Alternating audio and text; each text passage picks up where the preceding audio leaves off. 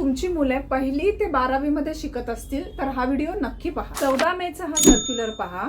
Ministry of एज्युकेशननी शालेय विद्यार्थ्यांमध्ये वाढत चाललेल्या टाइप 2 डायबिटीस बद्दल खूप चिंता व्यक्त केली आहे। CBSE ला असं आढळून आलंय की हा इंटेक सध्या आपल्या मुलांमध्ये 15% पर्यंत वाढलेला आहे। वर्ल्ड हेल्थ ऑर्गनायझेशनच्या रिकमेंडेशन प्रमाणे तुमच्या टोटल डाएटच्या मॅक्सिमम 5% कॅलरीज या शुगर इंटेक पासून मिळाल्या पाहिजेत। आता हे इतकं शुगर इंटेक वाढवण्याचं कारण म्हणजे शाळा आणि शाळेच्या आसपास इझिली अवेलेबल असलेले एरेटेड ड्रिंक्स, त्यानंतर जंक फूड्स जसे चॉकलेट्स, टॉफीज, त्यानंतर फ्रोझन डेझर्ट्स, आईस्क्रीम्स, त्यानंतर बऱ्याच वेळेला डब्यामध्ये दिले गेलेले बेकरी आयटम्स ज्याच्यामध्ये मैदा आणि साखरेचा अतिशय जास्त प्रमाणात वापर केलेला असतो।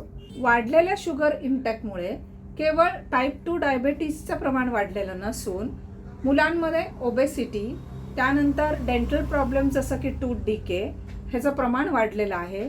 त्याचबरोबर त्यांचा अटेन्शन स्पॅन खूप कमी झालेला आहे, फोकस अभ्यासावरती खूप कमी झालेला आहे असंही आढळून आलंय। CBSEने शाळांना इन्फॉर्म केलंय की त्यांनी शाळांमध्ये शुगर बोर्ड्स डिस्प्ले करायचे आहेत ज्यामधून मुलांमध्ये अवेअरनेस क्रिएट होईल। त्यानंतर वेगवेगळे अवेअरनेस कॅम्प घ्यायला सांगितलेले आहे आणि या सगळ्या ऍक्टिव्हिटीजचे व्हिडिओज, फोटोज या शाळा बोर्डाकडे सबमिट करणार आहे। शाळा तर आपापल्या जबाबदाऱ्या पाडतच आहेत।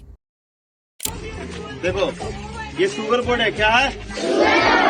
तो इसमें देखो मार्केट में डिफरेंट टाइप्स का क्या होता है, वो ड्रिंक मिलेगा, कोको कोला, फैंटा, माजा पीते हो ना तुम लोग।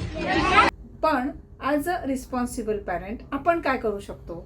आपण मुलांना नक्कीच हेल्दी अल्टरनेटिव्ह देऊ शकतो। जसं एरेटेड ड्रिंक्सना आपण घरी बनवलेलं लिंबू पाणी किंवा शुगर फ्री ज्युसेस, त्यानंतर डब्यासाठी वेगवेगळ्या मिलेट्स पासून बनवलेल्या हेल्दी रेसिपीज, स्नॅक्स आयटम्स हे नक्कीच आपण आपल्या किचनमधून बनवून देऊ शकतो। हे ऑफिशियल डॉक्युमेंट तुम्हाला पाहायचं असेल तर कॅप्शनमध्ये त्याचा ऑफिशियल सोर्स दिलेला आहे, तो नक्की पहा।